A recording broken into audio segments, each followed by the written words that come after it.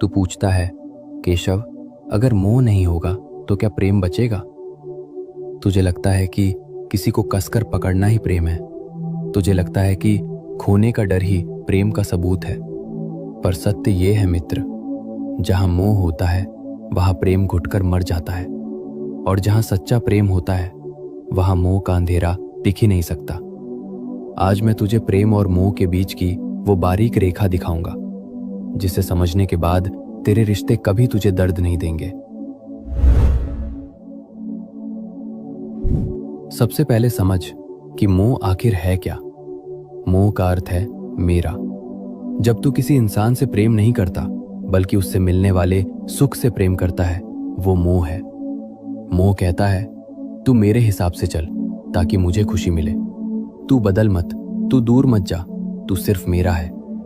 मोह एक जंजीर है मित्र, और याद रख, जंजीर चाहे लोहे की हो या सोने की, वो कैद ही करती है। तो फिर प्रेम क्या है?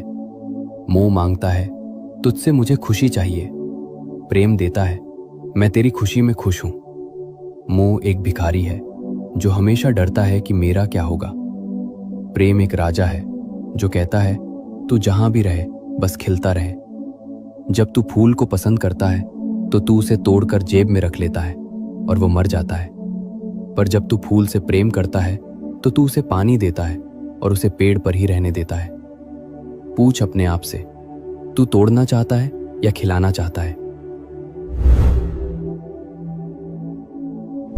अब तेरे मन में वही सवाल है, केशव, ये सुनने में अच्छा है, पर क्या ये संभव है?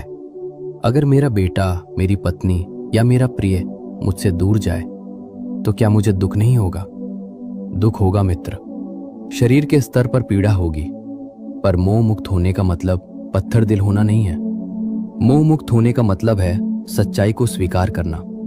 ये स्वीकार करना कि ये व्यक्ति मेरे जीवन में एक उपहार है, मेरी संपत्ति नहीं। ये यात्री है और मैं सराय हूं। हम मिले हैं पर हम एक दूसरे के मालिक नहीं हैं। इसे एक उदाहरण से समझ। रिश्ते रेत की तरह होते हैं। अगर तू अपनी मुट्ठी कसकर बंद करेगा तो रेत उंगलियों से फिसल जाएगी और तू खाली हाथ रह जाएगा। लेकिन अगर तू अपनी हथेली खुली रखेगा तो रेत वहीं टिकी रहेगी। सच्चा प्रेम खुली हथेली है। तू दूसरे को उड़ने की आजादी देता है, और आश्चर्य देख, उस आजादी के कारण ही वो बार बार तेरे पास लौट आता है।